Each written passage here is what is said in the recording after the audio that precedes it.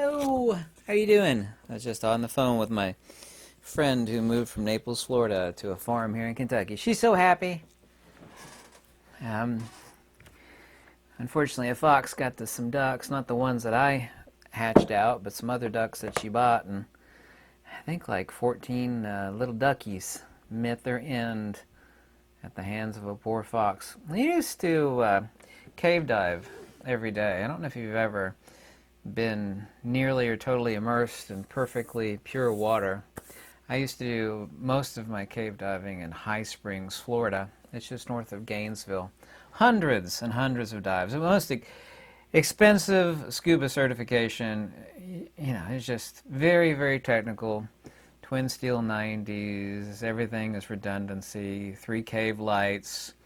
I'd have twin steel 90s that I'd wear, and then an oxygen decompression tank at 20 feet, and even had an underwater scooter, and I used to go back. The average depth was about 90 feet, and it's just what it actually does to your body is quite amazing. Pure water. Most people have never immersed themselves in chlorine-free pure water, and it's just amazing. I don't know if you know this or not, but there are countless examples and passages of this, of the Chaldean oracles who would, and this is true of Egyptian priests, they would actually get information and be inspired by immersion in really pure water.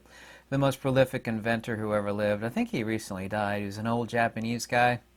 He spent every morning immersed in this big pool and swim laps, and he had a notepad. I've seen video of it. He'd have a notepad by the side of the pool at various locations, and he'd get these flashes of inspiration. I forget how many patents he had before he died, but more than anybody else on Earth, by far. And he got it by immersing himself in water. You can go look that guy up. I can't remember his name, some really hard to pronounce Japanese name. But pure water is absolutely amazing. The real question is that people accurately yet still incorrectly as far as the mystery of water, and the mystery of water is absolutely fascinating. They think, well, and it is true that water is necessary for life, but I mean the question is water alive itself? Is water that which is life? Because life, of course, is the consubstantiality of matter and spirit. There's an ancient passage that is attributable probably all the way back to ancient Egypt. We attribute to the Pythagoreans. However, we find it in the Timaeus. It's Timaeus of Plato 31b through 32c. In short, it says, these two things alone, that being spirit and matter, cannot be satisfactorily united without a third. And that third thing is water. There is no life without water. By the way, before actually getting too deep into this video, the geometry of the water molecule is 108 by 36 by 36. People say, well, when I go on any website, it'll actually say it's 104.5 degrees. Of course, it's never been physically measured for obvious reasons, but the reason why they actually say 104 is they're basing it upon the nucleus of the oxygen atom and the 2 hydrogen atoms, and that is 104, but it is based upon the region of influence, in other words, the absolute outer structure. I mean, that would be, if I were to measure, these 2 lobes based upon the center, that's where they're actually getting the 104 degrees. It's actually based upon the outside. So the 104 is based upon the premise of the center of the oxygen and hydrogen atoms, but it's not there to be measured, it's there to be measured. So it actually is 108, because I see that every time I mention the fact that the water molecule is the only perfect incommensurable geometry in the entire universe, and that's not my idea or feeling. It is a fact.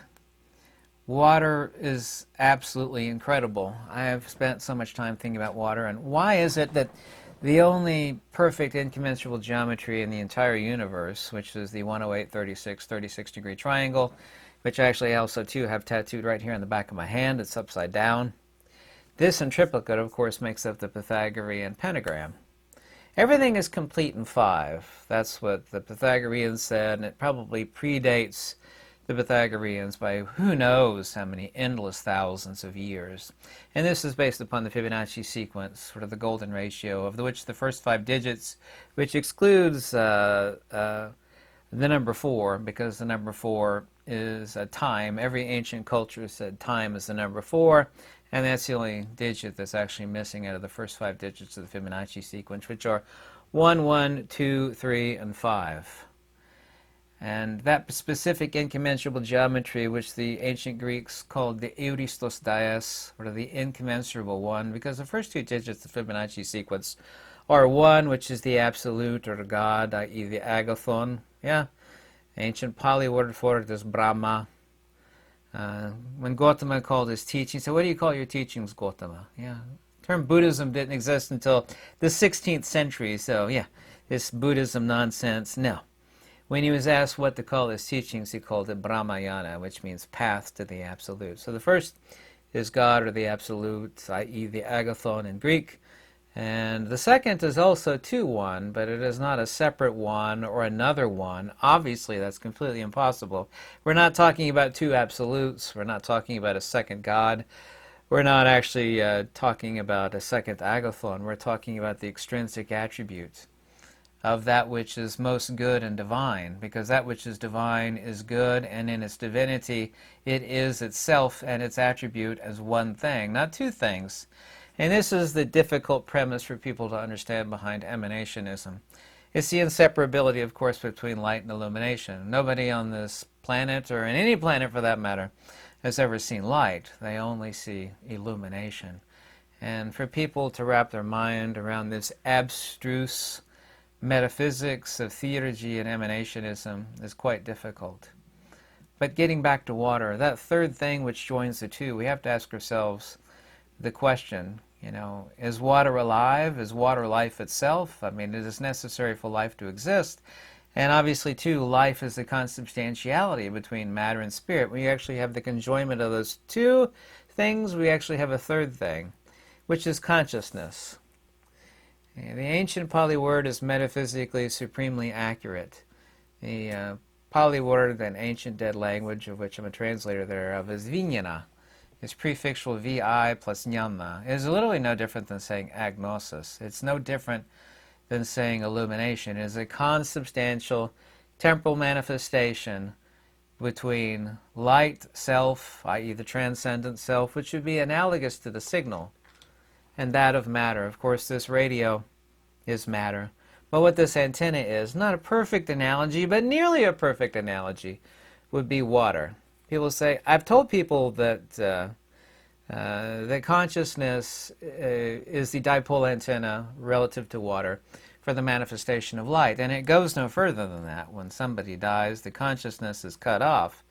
But obviously, too, not the spirit. And the spirit, of course, is reflexively contained in the persona non grata and the memory, past life recollection thereof.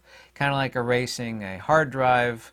But in erasing a hard drive, you erase the table of contents. You don't actually erase the binary data that's on the platter, as a near perfect analogy. So we have the signal, which would be analogous to spirit, which, of course, is everywhere and nowhere. It's all around me, right? This, of course, is a constituent component of battery, which would be akin to food. We can't live without food. All the constituent components that make up the psychophysical body of, flesh, blood, so on and so forth. And we have the third thing, which is impossible. You can have the best radio in the world. I'm a ham radio operator. I've owned some of the best radios that money can buy, for transceiving.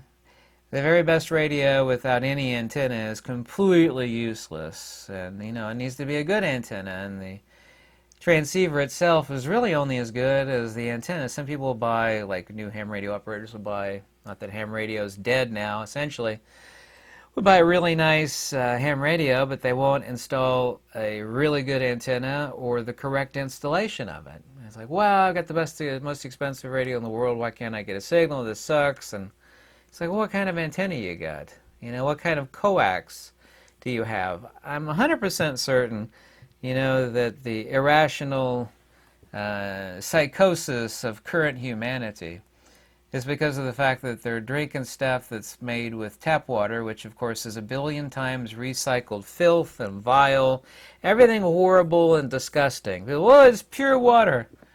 It's like, well, there's qualitatively pure and there's quantitatively pure. Parts per million of particulate in really great water. People will actually sell, this spring water, and it turns out it's just tap water. And it's like, well, it's really pure. Parts per million is extremely small. It's like, well, it's qualitatively pure. Quantitatively pure, excuse me, but qualitatively it's extremely impure. I mean, it's 1,000,000 times recycled poo water. You could say it's the cleanest, purest water quantitatively as far as parts per million of particulate in it. But then you tell somebody, well, this is 1,000,000,000 times, quite literally, recycled poo water. And nobody wants to drink it. I mean, inherently the human being knows, that water could be as pure can be. I mean, kind of like the International Space Station. They actually recycle all the filth and nastiness there through these really, really expensive filtration devices. But they're consuming filth, purified filth. It's like, well, yeah, it's purified. It's hard to get that across to people. But the antenna, people say, well, where is memory at? Is it in water? And of course it's not in water. There's no signal in this antenna. The antenna is a logos that's cut to a certain measure for the manifestation of the signal. It is cut to a quarter wavelength or a half wavelength. It can be coiled. There's 1,000,000 different antenna designs, almost literally, and I've built quite a few of them. I've built at least 100 different antennas. A lot of Yagi antennas, dipoles. By the way, water molecule is a dipole antenna for the manifestation line. You can go on Google search and type in dipole antenna. It just looks like an inverted V. Yeah. That's that third interlocutor between spirit and matter that makes life possible. But do you think it's any sort of cosmic coincidence? And nobody talks about this on Earth. Not Walter Russell. Nobody. Except for me. That the water molecule is, as the Pythagoreans and who knows before them said, is the only perfect incommensurable geometry in the entire universe. And it is. It is self-similar at every level. Fractal incommensurability, absolute perfect self-similarity. I have an article, by the way, that's in the description, and it'll also, too, be a pinned comment, that I wrote showing you the geometry and the particulars of the water molecule. Just check the pinned comment below. Also, too, check in the description, by the way, if you like any of my free articles that I write or these videos. Any donation is extremely welcome. I say that because it's about impossible to get a donation anymore, even though I keep writing articles and things. But, I know the world's really tight these days, but I certainly greatly appreciate it. Trust me, I really do. But the information is not in the water. People's like, you're saying that the information, the memories of consciousness are in water. And the answer is no, they're not. Just like a dipole antenna for ham radio communication. There's no signal therein. There's no signal. I could turn this on right now. Frequency mode. Highs in the lower 80s. Southeast winds up to 5 miles an hour. Can we just stop and think for a second? Does anybody on this earth, even if you know nothing about radios and how they work, do you really think that at any point in time there is a signal in this antenna, which is nothing other than a microcoaxial connector onto a twisted piece of wire? It's not there. There's no electricity in an electrical line. Sure there is. No, it's not there. You go looking for it, you won't find it. It is a guide for manifestation. How do you manifest something? People, when you talk about manifesting destiny and manifesting your own future and, you are the master of your own destiny. You either manifest it or you don't, right? People think that that's like some sort of New Age woo-woo, and superficially it sounds like New Age Jabberwocky. Like, you're talking white lighter nonsense. Well, how is that any different from an antenna manifesting a signal? Because I take the antenna off this radio, you ain't getting nothing. And it don't matter how expensive the radio is. You're not getting anything. There is nothing in this. It's a piece of wire. It is a logos of perfect proportionality and incommensurability and self-similarity. And there's one perfect antenna. and it's a perfect antenna for the manifestation of life, and it's what the Pythagoreans called the only perfect geometry in the entire universe. And in triplicate, this is where we get the Trinity, by the way, because that's what this particular triangle is. You take three of these and you take them at different angles, and of course you get a pentagram. Three triangles to create a pentagram with, of course, 5 points. That is the 1-1-5 perfect incommensurable triangle. You take an incommensurable cut, and it becomes 1/5, and then the miniature triangle in there means that 1/5 translates into 1, and 1 translates into phi, and it is perfectly dissectable. The entire universe, as explained in 509D through 511 of Plato's Republic, the divided line section, speaks of the secret of the entire universe, and there's basically nobody that sees it.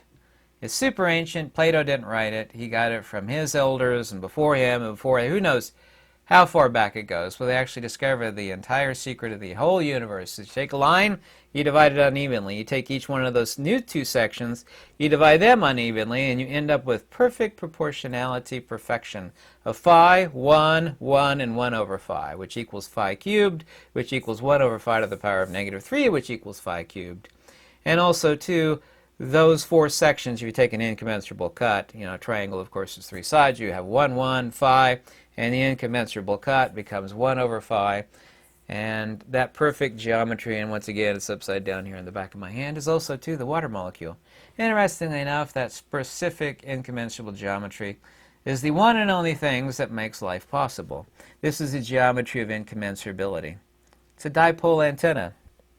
The Chaldean oracles knew this, that Japanese inventor with more patents than anybody, way more patents than Nikola Tesla.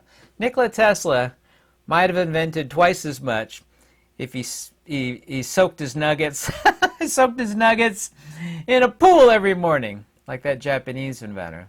He has way more patents than anybody. He holds the world record, Guinness World Record for more patents than anybody else ever, period. You should see what happens when you immerse yourself, immerse yourself in a giant vat of distilled water or nearly crystal pure water, which I did nearly every day when I did cave diving. Man, I did a lot of cave diving, a lot. Water molecule, by the way, in the article that you could download, has a 3-level stratification.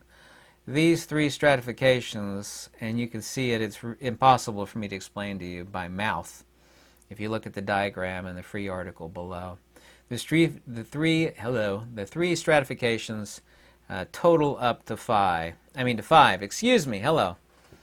The stratification in 3 levels is 1, phi, and the final one, which is 2 plus phi to the power of -2, which is 0.318. The 3 levels add up to 5. 5, by the way, where everything is complete, is ontos, being, i.e. life. But being is not a thing in and of itself. The broadcast that comes out of the speaker is not the signal. After midnight. The broadcast is analogous to life. Life goes no further than the physical, and neither does consciousness. The signal would be analogous to the transcendent self. This, of course, analogous to the body. And this, of course, analogous to the third thing that makes those two things possible. The antenna that is life. Without this, there is no life. Without this, there is no consciousness. That is completion. The broadcast would be analogous to 5. Completion. The Greeks, and who knows, the Pythagoreans, goes back thousands of years, said everything is complete in 5. Actually, the first is the agathon, the second is the euristos dias, the indefinite dyad, in other words, the extrinsic principle of the absolute. These are not two different things, they're one thing. Like light and illumination are not two different things, they're one thing. Principle and attribute.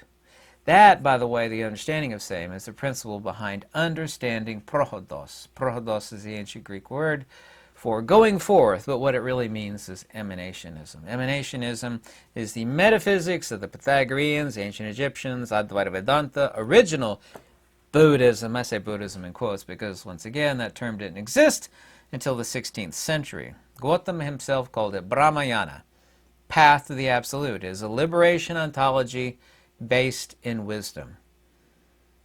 It is working your way back to the signal. Then taking that signal, which is thyself ultimately, the self with a capital S, and removing modulation. The only reason this antenna is able to manifest any signal is because it has a frequency. And saying frequency, saying wavelength is no different than saying modulation, no different than saying vibration, no different than saying perturbation. The absolute irreducible simplicity, divine simplicity of the substrate of the entire universe doesn't require much more than a simple legend in your own mind to understand the mechanics of how this works, how life is possible, and what's that third thing? Why does that third thing make these things possible?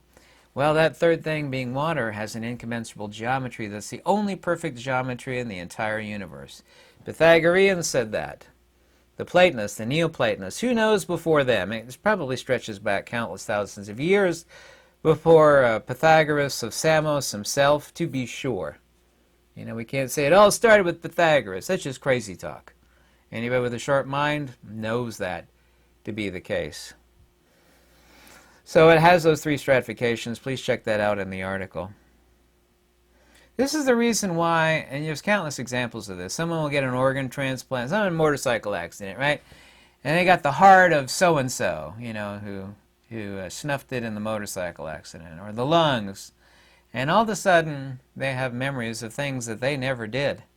But they're the memories of the guy that, you know, kicked it, you know, got his organs. That's because of the water. Not too long ago, science discovered that brain molecules or brain tissue existed in every cell in the body. So literally muscle memory is quite literally accurate. People say muscle memory. And it's not memory from here, it's actually memory in the muscles. And they develop that memory. That's how people are able to do things without even thinking about them up here. The muscles, you know what to do, and the action occurs instantly from true muscle memory. It's easy, by the way. There's several different ways to structure water. You don't actually have to use magnets. You can use TENS pads from a TENS machine, or you can electrify, zap the water for a few seconds to clear it out. It's the same way you take a powerful magnet and you wipe the platters of a hard drive if you want to erase a hard drive where there are irretrievable information. You can't get it anymore. Taking a really powerful magnet and you've wiped the platters with it. It's the same thing you're doing by electrifying the water for a few seconds. Even a 9-volt battery will do that. But it only takes a few seconds. You could have the purest water ever with parts per million. Hopefully it has no chlorine in it or fluoride in it. But you can erase it. And it doesn't require the structure of the water passing it across the centrifugal edge of powerful magnets. It only requires electrification. By the way, the golden angles in nature, and they're all found, as you can see in my diagrams. There's 4 golden angles of life, well, really 3, excuse me. There's 85 degrees, 108 degrees, and 137.5077, and 137.5. This actually exists in all plant phyllotaxis, 137.507. You actually see it in a sunflower. 137.507 represents growth. 85 represents life. Also, too, represents 5 to the power of -2. Take a long time to go into that. And of course, 108 represents 5 to the power of a -3. This is the Euristos and the manifestation of perfect fractal self-similarity, because phi, and this is a mathematical absolute, by the way, not my opinion or feeling, phi is to 1 as 1 is to... Ooh! I hit that on my elbow. Oh, I'll edit that out of this video. I just slammed my elbow against the camera. Phi is to 1 as 1 is to phi. That means the extrapolation of 1 in manifestation equals that which people call the golden section, the golden ratio. They have no idea what it is. So what does it mean? You say golden ratio, I have no idea, it's just beautiful. But why is it beautiful? It's beautiful because it is phi. And since phi is to 1 as 1 is to phi, that means when we look at things that are beautiful in nature, we're really looking at the 1 in perfect self-similarity extrapolation. Perfect. Except that manifestation is temporal and existential. It doesn't last, but it is still, nevertheless, beautiful, divine, sublime, people are attracted to it. The very spirit is always attracted to the beauty of the Logos, which is an extrapolation of the One as impressed into phenomena. That really is the summation of about the whole universe, by the way. If you actually understand that, and what I said in this video, and you actually think about it, you'll understand a great percentage of the substrate behind the entire universe. And that ain't my opinion. That is the fact, Jack. People say, what do you believe? I tell them, I'm not interested in what I believe. I'm interested in the truth. Like, oh, well, what do you believe? Beliefs are the playthings of children. I'm not interested in your beliefs, and I'm not interested in mine either. I've never been interested in anybody's beliefs, including my own. I'm interested in the truth, the undeniable substrate behind all things. That's the Platonic quest. Thanks so much for watching. You're going to contact me. Emails in the description below. Also to a link to that water article with the diagrams. Thanks so much for watching.